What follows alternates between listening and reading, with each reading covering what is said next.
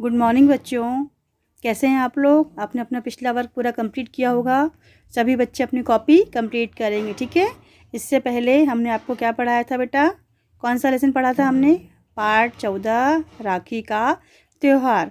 आज हम पढ़ेंगे पार्ट 16 उपकारी पेड़। उपकारी का मतलब क्या होता है? उपकारी मतलब किसी के ऊपर उपकारी का मतलब है किसी के ऊपर दया करना, उसकी भलाई करना। किसी को किसी व्यक्ति की ज़रूरत होती है, हम उसकी हेल्प करते हैं ना, उसको बोलते हैं उपकार करना। तो पेड़ भी क्या होता है? एक उपकार होता है। वो हमारे ऊपर पेड़ बहुत उपकार करते हैं। कैसे? इस लेसन में आपको पेड़ों के महत्व के बारे में बताया गया है। पेड़ जो होते हैं वो हमारे लिए बहुत महत्वपूर्ण होते हैं। पेड़ होते हैं जिनके द्वारा हम सांस लेते हैं। पेड़ों से हमें ऑक्सीजन गैस मिलती है और हम कार्बन डाइऑक्साइड छोड़ते हैं। पेड़ों के बिना हमारा जीवन नहीं है, क्योंकि पेड़ों से हमें जीने के लिए सांस मिलती है। पेड़ ऑक्सीजन गैस छोड़ते हैं। और कुछ पेड़ पौधे ऐसे होते हैं जिनसे दवाइयाँ बनाई जाती हैं। और जो तुलसी के पत्ते होते हैं बहुत फ़ायदेमंद होते हैं। बहुत सारे पेड़ होते हैं। आम के पेड़ होते हैं, आम के पेड़ों से हमें फल मिलता है ना, मिलता है। सभी पेड़ होते हैं जिससे फल फूल मिलते हैं। सभी चीज़ें हमारे लिए उपयोगी होती हैं।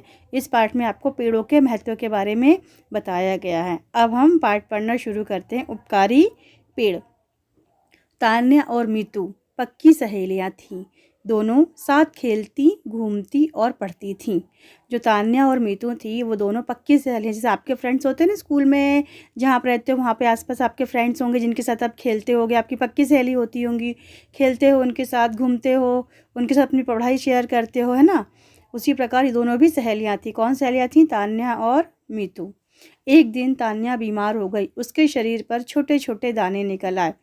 दाने देखकर परिवार के सभी लोग घबरा गए। तभी अचानक वहाँ मीतू की माँ आ गई। अब जो दोनों सहेलियाँ थीं तान्या और मीतू, उनमें से जो एक सहेली थी उसके नाम था तान्या, वो बीमार हो गई। उसके शरीर पर छोटे छोटे दाने निकल आए। दाने कैसे होते हैं? छोटे छोटे। एक जो वो होते हैं जो मच्छर के काटने से होते हैं, और एक दाने वो होते हैं जो माता निकलती हैं। आप लोग अपनी मम्मी से पूछना कि माता निकलती हैं कि नहीं निकलती शरीर में, है ना। उस प्रकार की एक माता होती है जो हर बच्चे को निकलती हैं। तो माता निकल गई। अचानक मीतू की माँ वहाँ आ गई। तभी मीतू की माँ पर आ गई। अब वो पूछी कि क्या हो गया। वे पेड़ पौधों के बारे में बहुत कुछ जानती थी। तो मीतू की माँ जो वहाँ आ गई, उन्होंने तान्या की माँ से पूछा कि पेड़ पौधों के बारे में बहुत कुछ जानती हो। उन्होंने तान्या की माँ से कहा, आप लोग घबराइए नहीं। जो मीतू की जो माँ थी, उन्होंने तान्या की माँ से कहा कि आप घबराइए नहीं। नीम की पत्तियों को पानी में अच्छी तरह उबाल कर उस पानी से तान्या को स्नान कराइए। जो उसकी तान्या थी, उसने कहा मीतू की माँ से, तो आप एक काम करिए, उसको नीम की पत्तियों को अच्छी तरह से पानी में उबालकर उसको तान्या से स्नान कराई। तान्या बिल्कुल ठीक हो जाएगी। तान्या की माँ ने वैसा ही किया। तान्या के सब दाने ठीक हो गए। जैसा कि उसकी माँ ने उसको बताया था कि उसको नीम के पानी में उसको स्नान कराइए, उबाल करके उसको, उससे उसके सारे दाने ठीक हो जाएंगे। उसने यह बात अपनी सभी सहेलियों को बताई। वो जो थी तान्या, उसने ये बात अपनी सभी सहेलियों को बताई। फिर क्या हुआ? तान्या धीरे धीरे ठीक हो गई। कुछ दिन बाद सभी सहेलियां मीतू के घर गईं। जो उनकी सहेलियां थी वो सब कहाँ गई? मीतू के घर। उन्होंने मीतू की माँ से कहा, आंटी हमें पेड़ पौधों के बारे में कुछ बताइए। तो मीतू ने मीतू की माँ से कहा, सहेलियों ने मीतू की मम्मी से क्या कहा कि आंटी आप ना हमको पेड़ पौधों के बारे में बताइए, क्योंकि आप पेड़ पौधों के बारे में बहुत कुछ जानती हैं। उन्होंने कहा, ठीक है बच्चों, आज मैं तुम्हें पेड़ पौधों के बारे में कुछ जानकारी देती हूँ। सबसे पहले तो यह गांठ बांध लो कि पेड़ पौधे हमारे सच्चे मित्र हैं। उन्होंने कहा कि ठीक है, मैं तुम्हें पेड़ पौधों के बारे में बहुत कुछ बताऊंगी, बहुत सारी जानकारी दूंगी, पर तुम ये बात गांठ बांध लो। गांठ मतलब गठान बांध लो। मतलब गांठ बांधना वैसे गठान नहीं बांधना, पर अपने मन में आप गांठ बांध लो। मतलब सोच लो कि हाँ, पेड़ पौधे हमारे सच्चे मित्र हैं और वे जो हैं हमारे लिए बहुत उपयोगी हैं। ये हमें जीने के लिए ऑक्सीजन देते हैं। तो उसकी मम्मी ने कहा, मीतू की मम्मी ने कहा कि जो पेड़ पौधे हैं वे हमारे जीवन के लिए बहुत उपयोगी हैं और वे हमें जीने के लिए ऑक्सीजन देते हैं। जब पेड़ पौधे ऑक्सीजन दे छोड़ते हैं तो वो ऑक्सीजन कौन ग्रहण करता है? वो ऑक्सीजन हम मनुष्य ग्रहण करते हैं और उसके बदले में हम कार्बन डाइऑक्साइड गैस छोड़ते हैं, जो पेड़ पौधों के लिए उपयोगी होता है, जो शुद्ध वायु होती है। ऑक्सीजन क्या है? वो शुद्ध वायु होती है। इनसे हमें पेड़ पौधों से, उसने आगे बताया कि पेड़ पौधों से हमें अनेक प्रकार की चीज़ें मिलती हैं, जैसे भोजन मिलता है, फल सब्जियां, तेल मसाले, यहाँ तक कि दवाइयाँ भी मिलती हैं। उसकी माँ ने समझाया बच्चों को कि बेटा पेड़ पौधे हमारे लिए बहुत उपयोगी हैं। उनसे हमें शुद्ध वायु मिलती है, वे हमें जीने के लिए ऑक्सीजन देते हैं और उनसे हमें भोजन, फल, सब्जियां, तेल, मसाले, यहाँ तक कि दवाइयाँ भी मिलती हैं। सभी बच्चे मीतू की माँ की बात बहुत ध्यान से सुन रहे थे। तभी सोनिया ने पूछा, आंटी क्या सभी पेड़ पौधों में कोई ना कोई गुण ज़रूर होता है? जो सभी बच्चे थे, जो मीतू की सबकी जो सहेलियाँ थी, सारे बच्चे, वो अपनी उसकी मम्मी की, मीतू की माँ की बात जो थे वो बहुत ध्यान से सुन रहे थे। तभी सोनिया ने पूछा, जो उनकी सहेलियाँ आई थी उनकी उसमें एक का नाम सोनिया था। तो सोनिया ने पूछा, आंटी क्या हर पेड़ पौधे में कोई ना कोई गुण जरूर होता है क्या? मीतू की माँ ने कहा, हाँ बेटी, संसार में कोई भी पेड़ पौधा ऐसा नहीं जिसमें कोई गुण ना हो। तो उसकी माँ ने उसको जवाब दिया कि बेटा, संसार में कोई भी ऐसा पेड़ पौधा नहीं जिसमें कोई ना कोई गुण ना हो। सभी पौधों में कुछ ना कुछ गुण होते हैं। जैसे मैं आपको बताती हूँ कैसे। जैसे नीम की पत्तियाँ हैं, वो दवाइयों के रूप में काम आती हैं। किसी को माता निकल आती है, दाने निकल आते हैं मतलब, तो उससे नीम की पानी को गर्म पानी में उबाल कर उसका स्नान कराओ तो उससे वो उसके दाने ठीक हो जाते हैं। आम के पत्ते हैं जो पूजा के काम में आते हैं। तुलसी के पत्ते जो दवाइयों के रूप में भी काम आती हैं। किसी को सर्दी जुकाम होता है तो अपन बोलते हैं ना, तुलसी के पत्ते की चाय पी लो, उससे वो भी बहुत फ़ायदेमंद होती है।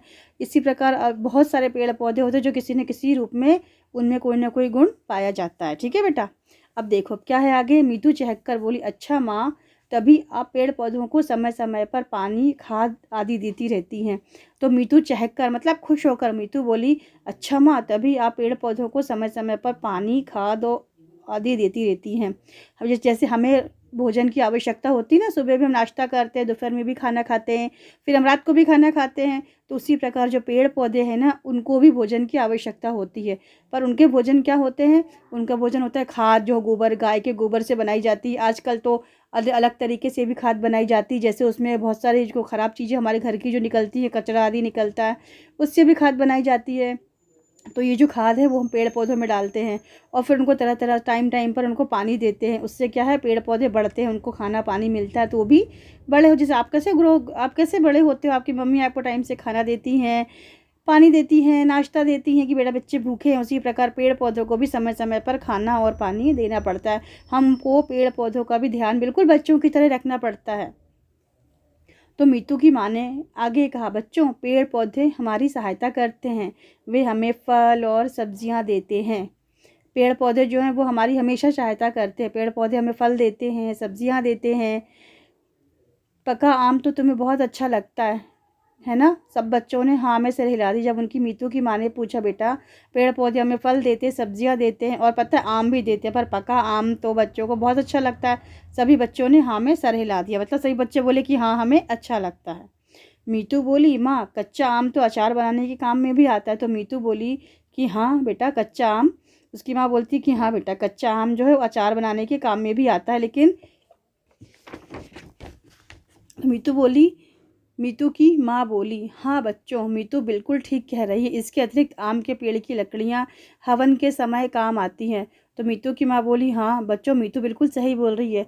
जो कच्चा आम होता है वो तो अचार बनाने के काम में आता ही है, लेकिन ये जो आम की जो पत्तियाँ, आम के जो डंडे होते हैं ना, आम की लकड़ियाँ, वो पूजा में हवन के काम में आती हैं। अपन लोगों के घर में कथा होती है, पूजा पाठ होती है, तो अपन हवन करते हैं ना, तो हवन में आम की लकड़ियाँ जलाई जाती, वो हवन के समय में काम आती हैं। क्या तुम जानते हो कि पेड़ पौधे हमारे लिए ही नहीं बल्कि पशु पक्षियों के लिए भी उपयोगी हैं? तो मीतू की माँ बोलती, क्या बच्चों आप लोग जानते हो, पेड़ पौधे इंसानों के लिए, मतलब मनुष्यों के लिए भी नहीं, पशु पक्षियों के लिए भी बहुत ही उपयोगी हैं पेड़ पौधे। फिर गरिमा बोली, हाँ आंटी, वे भी पेड़ों की छाया में आराम करते हैं। बहुत से पक्षी तो पेड़ों की डालियों पर ही घोंसला बनाते हैं। तो गरिमा है वो बोलती है, हाँ आंटी, पेड़ों की छाया में तो पशु पक्षी भी आराम करते हैं। जानवर देखा होगा अपने पेड़ों, गर्मी के दिनों में देखा होगा, क्योंकि जानवर जो रहते हैं जैसे गाय वगैरह रहती हैं, बकरियां रहती हैं, सब कहाँ कहाँ आराम करते हैं? पेड़ की छाया में, पेड़ों के नीचे बैठ करके। और जो उड़ने वाले पक्षी होते हैं जैसे कौवा है, कबूतर है, तोता है, मैना है, वो कहाँ अपना घोंसला बनाती हैं? पेड़ों की डालियों पर। तो पेड़ तो सबके लिए उपयोगी हो गए, मनुष्य के लिए भी और जानवरों के लिए भी और पक्षियों के लिए भी, है ना? पेड़ सभी के लिए काम में आते हैं। सोनिया ने कहा, उनकी लकड़ी फर्नीचर बनाने काम में भी आती है। कुछ लोग तो लकड़ियों का प्रयोग ईंधन के रूप में भी करते हैं। तो सोनिया थी, उसने बोला कि हाँ, आप लोगों ने आपके घर में देखा होगा, अपने सोफ़े हैं, सोफ़े बने रहते हैं, बेड रहता है, शोकेस बने रहते हैं, सब कैसे बनते हैं? लकड़ियों से बनते हैं ना, पेड़ों की लकड़ियों से। आपके घर में सोफ़ा कैसे बनता है? लकड़ी से बनता है। फर्नीचर है, डबल बेड है, और भी अलमारी वगैरह सब किससे बनता है? लकड़ियों से। तो इस सब के काम में पेड़ जो है उनसे हमें क्या मिलती? लकड़ियाँ। तो ये लकड़ियाँ हमें कहाँ से प्राप्त होती हैं? सब कुछ बनाने के लिए पेड़ों से। और जो पेड़ों की जो लकड़ियाँ हैं वो ईंधन के रूप में भी काम आती हैं। ईंधन मतलब खाना बनाते हैं अपन, जैसे कोयला है उसको जला के अपन ईंधन के रूप में उपयोग कर लेते हैं, लकड़ियों को जलाते हैं उसको ईंधन के रूप में हम प्रयोग करते हैं। जो पेड़ जो हैं उसको हम बहुत सारे रूप में उपयोग कर सकते हैं, उनकी लकड़ियों को, उनके फलों को, उनके पत्तों को, उनकी जड़ों को, मतलब हर चीज़। पेड़ जो है हमारे लिए बहुत उपयोगी, उनकी पेड़ों की हर चीज़ से हम कुछ ना कुछ उपयोग में लेते हैं। फल हमारे खाने के काम में आते हैं, पत्तों से हम कभी पत्तों से आम के पत्तों को पूजन में रखा जाता है, नीम के पत्तों से बीमारियां दूर होती है, वो औषधि का काम करती है। तुलसी के पत्ते बहुत उपयोगी होते हैं, उनसे भी हम बीमारियां उपयोग होती है और उनको पूजा में भी उपयोग किया जाता है।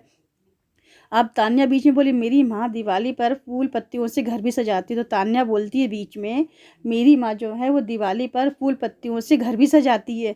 अपन दिवाली पे लगाते हैं ना, आम के पत्तों की लड़ी लगाते हैं, फूलों को माला बना करके दरवाजे पे लगाते हैं, तोरण बनाते हैं। तो फूल है, उनकी पत्तियाँ हैं, सभी चीज़ों से हम दिवाली में अपना घर सजाते हैं। तो पेड़ों से हमें फूल पत्तियाँ भी मिलती, ये भी हमारे लिए बहुत उपयोगी होती है ना। मीतू की माँ बोली, हाँ बच्चों तुमने बिल्कुल ठीक कहा। उसकी माँ बोली, मीतू की माँ जो है वो बोलती, बच्चों हाँ तुमने ठीक कहा, इसलिए हमें पेड़ों को कभी काटना नहीं चाहिए और अधिक से अधिक पेड़ पौधे लगाना चाहिए। मीतू की माँ बोली, देखो बेटा मैंने आपको पेड़ पौधों के बारे में तो बहुत कुछ बताया, इसलिए हमें कभी भी पेड़ नहीं काटना चाहिए और हमें अधिक से अधिक पेड़ लगाने चाहिए, है ना। सभी बच्चों को पेड़ लगाना चाहिए। आपके घर में लगे होंगे ना पेड़, गुलाब के पेड़ होंगे, आम के पेड़ होंगे और छोटे बड़े सभी प्रकार के पेड़ होंगे।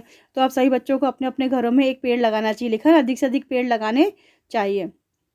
सभी सहेलियों ने कहा, हाँ आंटी अब से हम ढेर सारे पेड़ लगाएंगे। फिर सभी सहेलियां प्रसन्नता से अपने अपने घर लौट गई।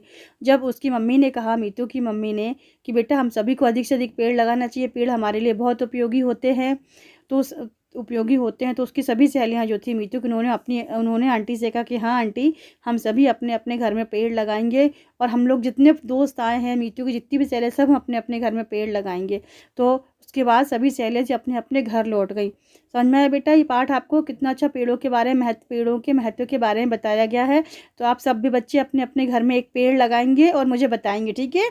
ये आपका होमवर्क है, आपको इस पाठ में पेड़ों के बारे में जानकारी दी गई कि पेड़ हमारे लिए बहुत उपयोगी है। अब ये जो पेड़ का जो है उस सभी बच्चे अपने घर में एक एक पेड़ लगाएंगे और मुझे बताएंगे, ठीक है। सबका मैं देखूंगी किस किस ने पेड़ लगाया अपने घर में, छोटा पेड़ या बड़ा पेड़, छोटा सा पौधा लगाना है, लगा के आप सब मुझे बताएंगे, है ना। चलिए अभी आपका लेसन तो ख़त्म हो गया, अब हम पढ़ेंगे इसके नए शब्द, ठीक है। नए शब्द मतलब शब्दार्थ। सहेली, सखी, उपयोगी, लाभदायक, अधिक, बहुत, अतिरिक्त, अलावा, शुद्ध, साफ, वायु, हवा। नीचे दिए प्रश्नों के उत्तर दीजिए। तान्या और मीतू कौन थी? तान्या और मीतू सहेलियां थीं। तान्या को क्या हुआ था? तान्या के शरीर पर छोटे छोटे दाने निकल आए। पेड़ पौधे हमें जीने के लिए कौन सी गैस देते हैं? पेड़ पौधे हमें जीने के लिए ऑक्सीजन गैस देते हैं। कौन सा आम अचार बनाने के काम आता है? कच्चा आम अचार बनाने के काम आता है। अब ये प्रश्न उत्तर देखिए बेटा लिखित, ठीक है।